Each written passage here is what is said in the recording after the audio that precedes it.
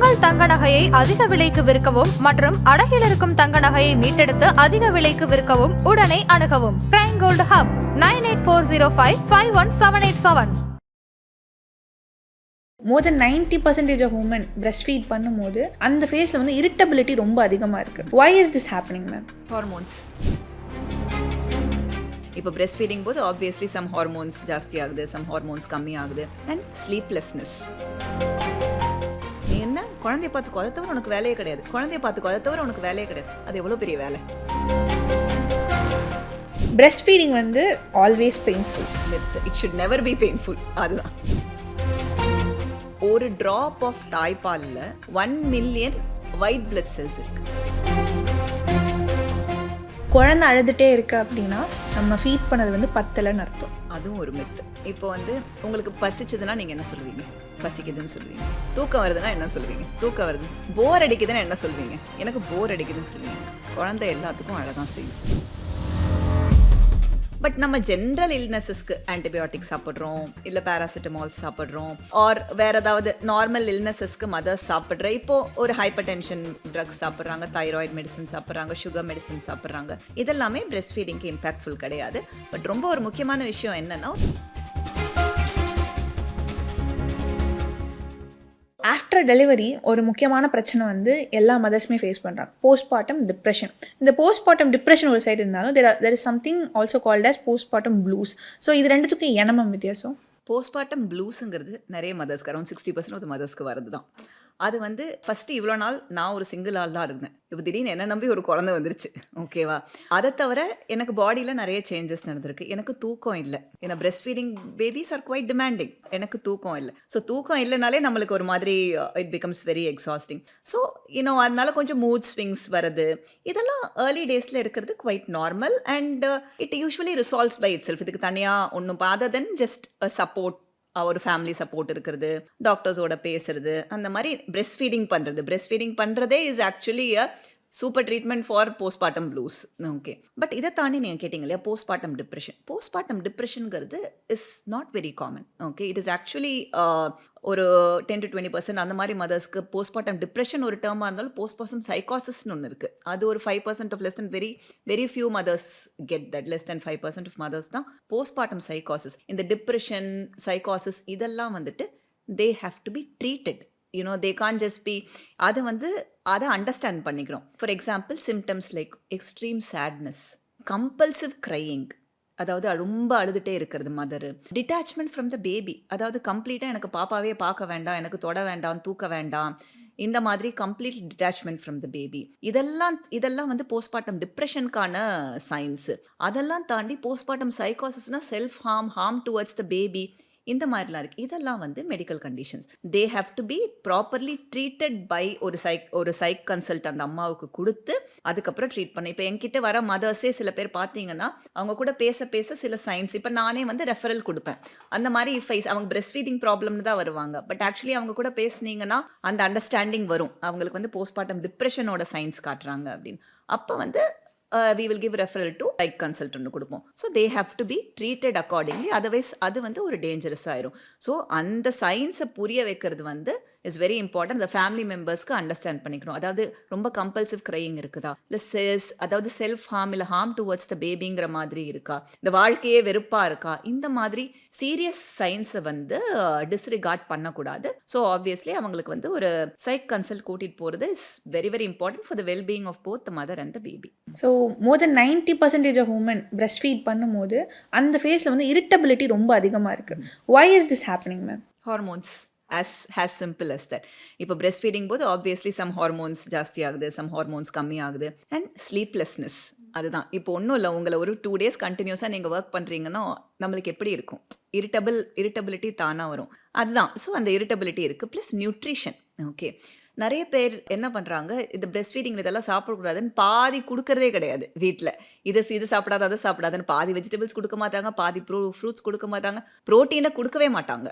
இதெல்லாம் அவ்வளோ important for the new mother. ஏன்னா அப்போ தான் அவங்களோட ஃபிசிக்கல் வெல்பீயிங் நல்லா இருக்கும். நம்மளோட ஃபிசிக்கல் வெல்பீயிங் நல்லா இருந்துச்சுனாலே மென்டல் வெல்பீயிங் அதுவே ஒரு மேஜர் இம்பேக்ட். ஸோ அம்மாவுக்கு நல்ல நியூட்ரிஷன் இருக்கணும், as much as possible rest இருக்கணும். குழந்தைய ஃபீடிங் டைம் தவிர மற்ற டைம் பார்த்துக்கிறதுக்கு பார்ட்னர் சப்போர்ட் நல்லா இருந்தது அப்படின்னா இரிட்டபிலிட்டி ஆப்வியஸ்லி இது பண்ணலாம். இன்னொன்று அதையும் தாண்டி என்னன்னா, நீ என்ன குழந்தைய பார்த்துக்கோ, அதை தவிர உனக்கு வேலையே கிடையாது, குழந்தைய பார்த்துக்கோ, அதை தவிர உனக்கு வேலையே கிடையாது. அது எவ்வளோ பெரிய வேலை. அது வந்து நிறைய சொல்லுவாங்க, குழந்தைய பார்த்துக்கிறது தவிர உனக்கு வேலையே கிடையாது, ஏன் நான் குழந்தைய ஃபுல் டைம் பார்த்துக்கணும் அப்படிங்கிற நிறைய மதர்ஸ் கேட்பாங்க.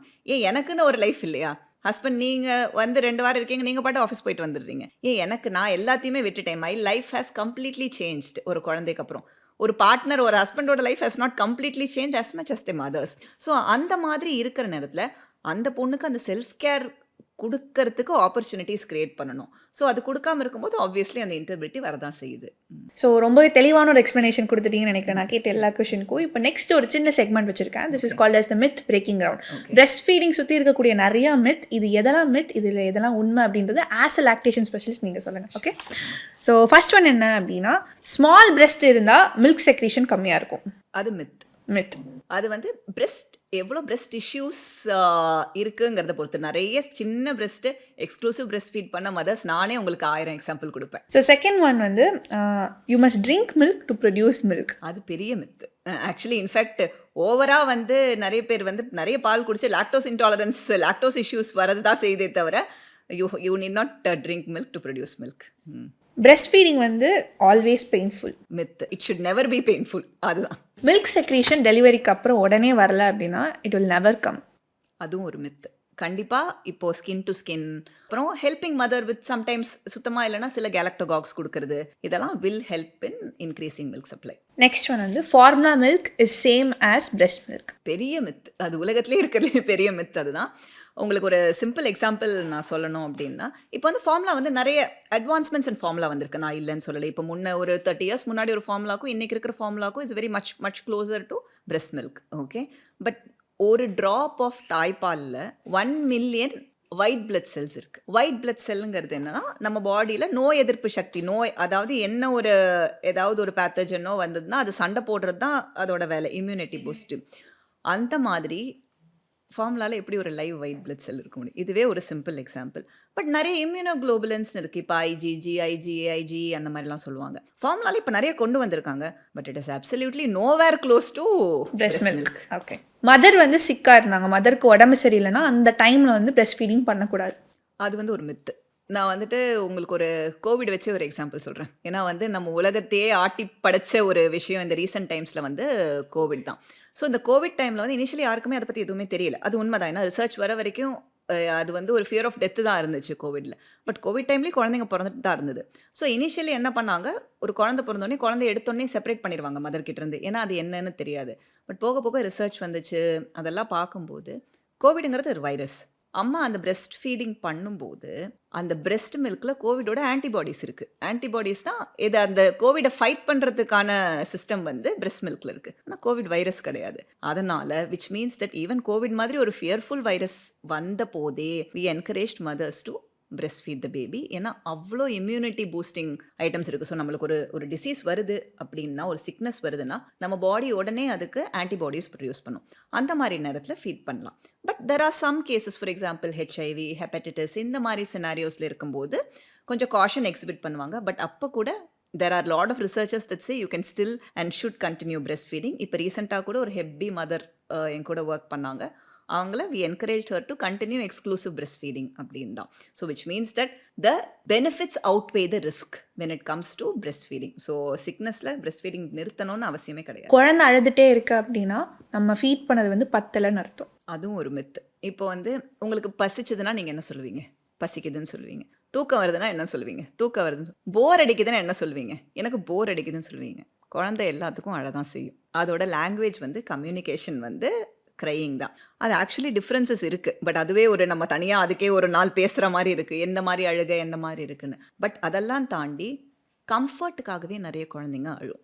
ஸோ தூக்கி வச்சு சமாதானப்படுத்தலாம். ரெண்டாவது, ஸ்டமக் டிஸ்ட்ரெஸ் நிறைய குழந்தைங்களுக்கு வரும். அது வந்து இம்ப்ராப்பர் ஃபீடிங்லேயே ஸ்டமக் டிஸ்ட்ரெஸ் வரும். அது பால் இல்லாததுனால இல்லை, அந்த இருக்கிற பாலை ஒழுங்காக கொடுக்க தெரியாததுனாலேயே வந்துட்டு வரும்.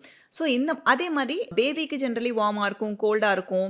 ஸோ இதெல்லாம் they are all also science for crying. So crying வந்து பசிக்காக மட்டும் கிடையாது, நிறைய விஷயங்கள் இருக்குது. ஆனால் அதில் என்ன தப்பு நடக்குது அப்படின்னா, நீங்கள் எப்போ வந்து பிரெஸ்ட்டில் போட்டாலும் நிறைய குழந்தைங்க சக் பண்ணும். ஏன்னா அது வந்து அதோட natural reflex. In fact over feeding பண்ணுறதுலேயே நிறைய ரிஸ்க்ஸ் இருக்குது. ஏன்னா ரொம்ப ப்ரொலாங்டு ஃபீடிங் ஒரு குழந்தை எடுத்துகிட்டே இருக்குது அப்படின்னா எனர்ஜி எக்ஸ்பென்ஷன் ஜாஸ்தியாகி வெயிட் லாஸ் ஆகும் குழந்தை.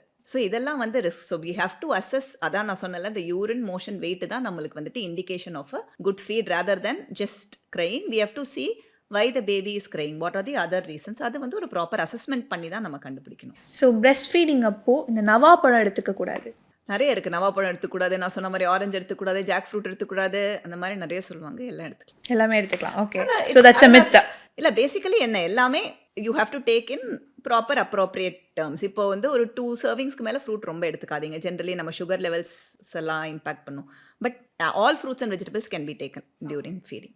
லாஸ்ட் ஒன் என்ன அப்படின்னா, பிரெஸ்ட் ஃபீடிங் பண்ணிட்டு இருக்க விமன் வந்து மெடிகேஷனில் இருந்தாங்கன்னா பிரெஸ்ட் ஃபீடிங் பண்ணக்கூடாது. ஆக்சுவலி மெடிசன்ஸில் you have to be very specific. For example some antidepressants, some antidepressants, not all, அதுலேயுமே some antidepressants, antipsychotics, அந்த மாதிரி சில மெடிகேஷன்ஸ் வந்து they are not very breastfeeding friendly. ஏன்னா they will pass through the breast milk to the baby. Chemotherapy drugs, cancer treatmentsல இருக்கிற mother, இதெல்லாம் வந்துட்டு there are certain restrictions on certain kind of medications while breastfeeding. But நம்ம general இல்னஸஸ்க்கு antibiotics சாப்பிட்றோம், இல்லை paracetamol சாப்பிட்றோம், R வேறு ஏதாவது நார்மல் இல்னஸஸ்க்கு மதர்ஸ் சாப்பிட்ற, இப்போது ஒரு ஹைப்பர் டென்ஷன் ட்ரக்ஸ் சாப்பிட்றாங்க, தைராய்டு மெடிசன் சாப்பிட்றாங்க, சுகர் மெடிசன் சாப்பிட்றாங்க. இதெல்லாமே பிரெஸ்ட் ஃபீடிங்க்கு இம்பாக்ட்ஃபுல் கிடையாது. பட் ரொம்ப ஒரு முக்கியமான விஷயம் என்னென்னா, ஒரு பிரெஸ்ட் ஃபீடிங் மதர் ஏதாவது இல்னஸ்க்கு போகிறாங்க அப்படின்னா அந்த டாக்டர்கிட்ட அவங்க கண்டிப்பாக சொல்லணும், நான் வந்து ஒரு பிரெஸ்ட் ஃபீடிங் மதர்னு அப்படின்னு சொல்லிட்டு.